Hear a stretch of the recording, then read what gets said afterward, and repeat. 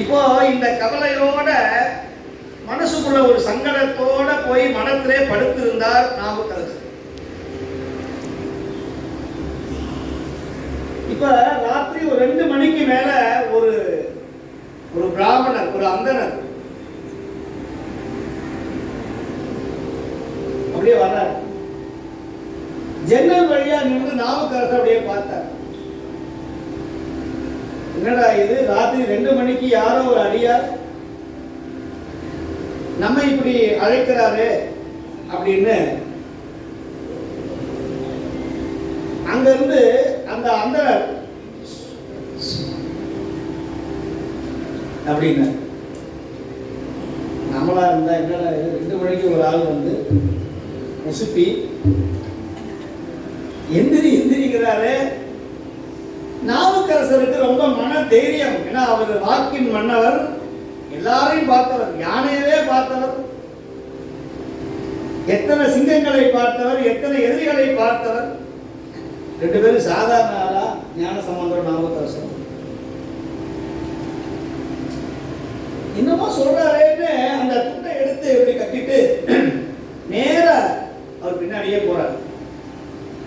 இந்த வந்த அந்தனர் இவரை பார்க்கிறார்.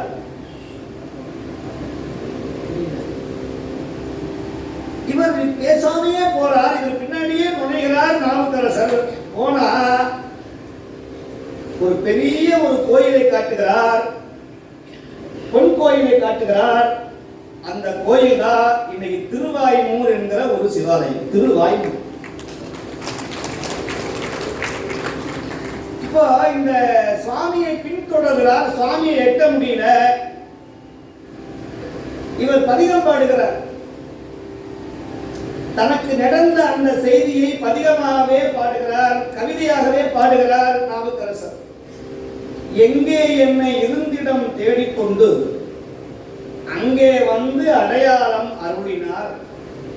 எங்கே தோன்றும் திருவாய்மூர் செல்வனார் அங்கே வா, அங்கே வா என்று போனார். அது எங்கோ, என்ன காரணம் தெரியலையே அப்படின்னு பின்னாடியே போனார். இந்த ராத்திரி நேரத்தில் யாரோ ஒரு அந்தனர் பின்னாடி நாவுக்கரசர் போறார். அவர் பின்னாடி அவருடைய சிஷ்யர்கள் போகிறார்கள்.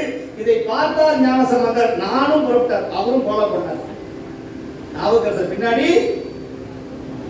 இப்போ ஞானசம்பந்தர் பாருங்க, முதல்ல அந்தனர், நாவுக்கரசர், அவருடைய அடியார், அப்புறம் ஞானசம்பந்தர், அவருடைய அடியார், எல்லாரும் ஒரு கூட்டமா போகுது. ராத்திரி எங்க போகுதுன்னு யாருக்குமே தெரியும்.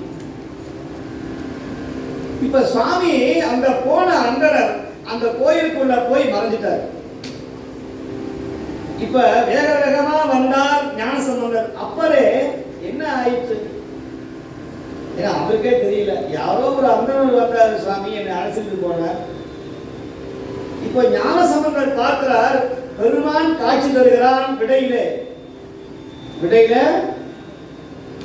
இது ஞாபகரசருக்கு அது தெரியல. அப்பர் பெருமான் அங்கே பார்ப்போம், நம்முடைய சுவாமி இருக்கிறார் பாருங்கிறார். இவருக்கு தெரியல. கண்ணுக்கு இந்த மின்சாரம் பாயிரவனுக்கு, எத்தடிக்கிறவனுக்கு ஒருத்தருக்கு அடிச்சதுன்னா அவரை தொட்டா அவரை அடிக்கும். சில ஊர்ல சாமியார் பாத்தீங்கன்னா ஒழுங்கா ஆடிட்டே இருப்பான். திடீர்னு இவன் மேல உருவ பாருங்க, அவனை ஆட ஆரம்பிச்சிருவாங்க. என்னமோ தெரியலீங்க, அவன் வந்து ஒழுங்கா எனக்கு அப்படியே அருள் வந்துருச்சு. ஒரு அருள் வரல. இவனுக்கு ஒரு மாயை. இப்ப நிலைமை என்னாச்சு? நாவுக்கரசர் அவர் கண்ணுக்கு சுவாமி தெரியல. ஞானசம்பந்தர் பார்த்தார், அவருடைய கரங்களை பிடித்தார். ஞானசம்பந்தர் நாவுக்கரசுடைய கரங்களை பிடித்தார். பிடித்த மாத்திரத்திலேயே சுவாமி தெரிந்தார். இது ஒரு குழப்பமா இருக்குமே. இதுக்கு என்ன விடை அப்படின்னா, அன்னைக்கு மத்தியானம் தான் அப்பர் உன் பெருமானை பாடுவி என்று சொன்னார் ஞானசம்பந்தர். அவர் சொல்லுவாரு, இல்ல இல்ல நீங்க முதல்ல பாடுங்கன்னு சொல்லணும். ஆனா நான் ஞானசம்பந்தர் சொல்ல உடனேயே பாட ஆரம்பிச்சுட்டேன். அவரை மீறி நான் பாடிக்கணும்னு, அதனால சுவாமி எனக்கு 11 பாட்டு வரைக்கும் கதவை திறக்காம இருந்தானோன்னு மனசுக்குள்ள கவலையோடு இருந்தேன். இப்ப அதற்கான கவலையை பெருமான் தீர்த்தார். ஞான சம்பந்தர் வாக்கு என் வாக்கப்பா, நீ கொஞ்சம் கூட கவலைப்படாத. ஏன்னா ஞான சம்பந்தர் காட்ட நாவுக்கரசர் கண்டார். அப்ப என்ன அர்த்தம்னா, சொல்லாமல் சொல்லுகிறார், ஞான சம்பந்தரும் நானும் வேறு வேறு அல்ல என்கிறதை காட்டுவதற்காக அல்ல. எதுக்காக நான் சொல்றேன்? ஞான சம்பந்தருடைய வாக்கே வேதம், ஞான சம்பந்தருடைய தமிழே சிவபெருமான் சொன்னது என்று அவரே சொல்றார். எனதுரை தனதுரையாக சம்பந்தன தமிழ் வல்லவர் அடிபேணுதல் தவம்னார். நீங்க சம்பந்தர் தமிழை படிக்க கூட கஷ்டம், உங்களால முடியாது. வயசானவங்க எல்லாம் பாவம். என்னமோ சாமி சொல்றாரு, புரியுது, கேட்க நல்லா இருக்கு, ஆனா அர்த்தம் தெரியல சாமி. நாங்கெல்லாம் வயசானவங்க குடிக்கால வேலை செய்யறோம், நாங்கெல்லாம் வீட்டில் வேலை செய்யறோம். எங்களுக்கெல்லாம் மேல்மருத்துவம் தான் தெரியும், சபரிமலை தான் தெரியும், சிவனை தெரியுமா சாமி? எங்க உப்பாட்டெல்லாம் சிவனை கும்பிடாத சிவனை கும்பிடாதேன்னு சொன்னவங்க. நாங்கெல்லாம் வீட்டில் கொடி காய போடுறோமோ இல்லையோ, மாமிசத்தை காய போட்டோம். நாங்கள் குலதெய்வத்துக்கு வருஷத்துக்கு 2 தடவை போய் எல்லாம் பண்ணோம். எங்களை இப்ப சிவசிவா அரகரான்னு சொல்றீங்களே, இது நியாயமா?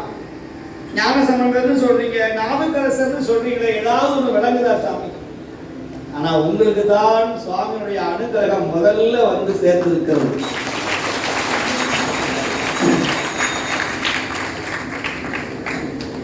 நீங்க எங்க பிறந்தாலும், எந்த ஜாதியில, எந்த மதத்தில, எந்த ஊர்ல, எந்த இடத்துல பிறந்தாலும், சிவபெருமானுக்கு பிடிச்சு, சொக்கநாதனுக்கு பிடிச்சு போச்சுன்னா உங்களை கொக்கி போட்டு உட்கார வச்சிருக்கிறானே. நீ ஒவ்வொருத்தரும் ஸ்கேன் பண்ணி பார்க்கணும். நான் யார், என் உள்ளமார், ஞானங்களார், என்னை யார் அறிவார்? எல்லாமே அறிவார். இன்னைக்கு மற்றவனுக்கு வேலை என்னன்னா, உங்களை பத்தி தெரிஞ்சுக்கிறதா மற்றவனுக்கு வேலையே. மெசேஜ் போட்டா ஒரு பையன் பார்க்க மாட்டேங்கிறான், ஸ்டேட்டஸ் வச்சோம்னா எல்லா பையனும் பார்க்கறாங்க. ரகசியத்தை தெரிஞ்சுக்கிறதுல சுவாமி அங்க போறாரு, சுவாமி இங்க வர்றாரு, அவர் அதை பண்றாரு, இதை பண்றாரு. ஏன் என்ன? அடுத்தவர்களை பற்றி சிந்திக்கிறதே இவங்க வேலையா போச்சு. நமக்கெல்லாம் சிவனை பற்றி சிந்திப்பதற்கே நேரம் இல்லை.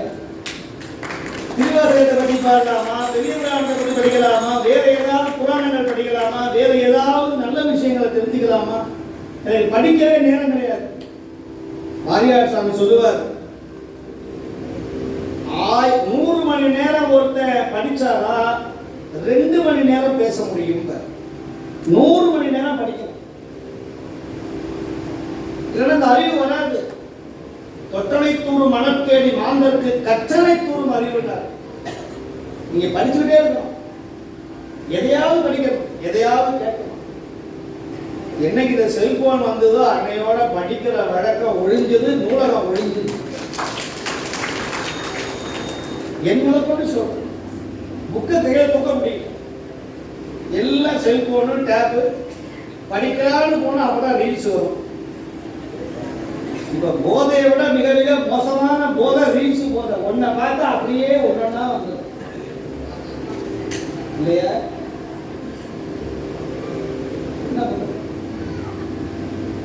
அந்த மாதிரி இந்த புராணங்களை தெரிந்து கொண்டா உங்க வாழ்க்கை தெளிவடையும்.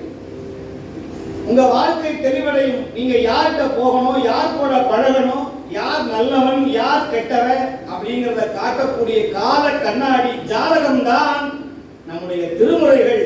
நல்ல அடியாரோட சேரணும், நல்ல அடியாரோட சேரணும்.